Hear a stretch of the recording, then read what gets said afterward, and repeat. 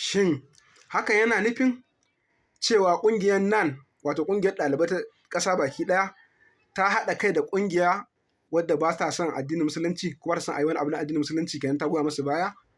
Jim kaɗan bayan cece-kucen da ake ta yi na wannan ƙungiya wadda ba musulma take cewa ba ta yarda wa'annan gwamnonin da suka ba da hutu ɗalibai su ta gida su yi azumi ba ta yarda da shi ba, tana cewa za ta kai su kotu da niyyar dole sai an dawo an ci gaba, ɗalibai sun dawo an janye wannan hutun. Sai ƙungiyar ɗalibai ta ƙasa NAN ita ma sai ta fitar da tata cewa dole gwamnonin su janye wannan hutu ɗalibai su dawo. Muna mamakin wannan abun, shin a cikin ƙungiyar ba musulmai ne? Sannan kuma wa'anda ba musulmai ba, muna faɗa muku cewa shin dama haka addinin ku ya koyar muku? Mu dai mun san mu musulmai ne, amma akwai hutu da yawa da ake yi wanda bai shafe mu ba, na ku ya shafa. A ƙasar da kuma baki ɗaya ake yi ƙasai, amma ba mu ce komai ba. Tun daga bakin hutu, Xmas, da hutun Disamba da ake badawa, da hutun New Year da ake badawa.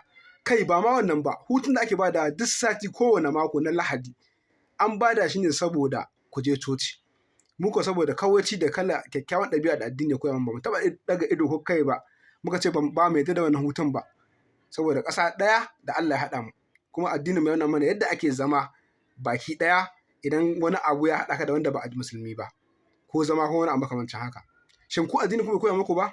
Sannan ƙungiyar CAN muna faɗa muku, no ba CAN ba, ƙungiyar NAN ta ɗalibai ta ƙasa muna faɗa muku. Idan kun ce ma a janye, je kama gwamnonin sun biye muku sun janye. Ai 'ya'yanmu ne, ƙannenmu ne, ɗiyanmu ne, sai mu ce to kun janye mu kuma ba sa komawa.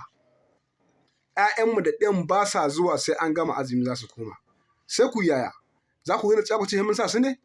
Ko za ku zo ku ce da tsiya za ku kama mu in ba mu kai 'ya'yanmu ba? Suka je suka ci gaba da zuwa ba. Don haka muna faɗa muku da kyakkyawa magana muke muku. Ƙungiya wa'anda ba musulmai masu wannan abin ku muke da ku muke. Mun biyo muku ta wannan lalaman ne ba dan ba za mu ci ba a isa ba ne ba. Mun ga za mu ce ba a isa ba. Amma saboda musulunci da kyakkyawar ɗabi'a da musulunci ya koya mana, shi yasa muka zo muka ba ku wannan misalin, ku dibi wa'annan hutun da ake baki ɗaya kaf saboda ku, kuma mun ansa muna yi. Don haka wannan hutun bai kamata ba, in akwai kawaici bai kamata a ce an ba da wannan hutun ba, wai har ku zo ku ce ku ba ku yi a ba da wannan hutun ba. Kada ya amince.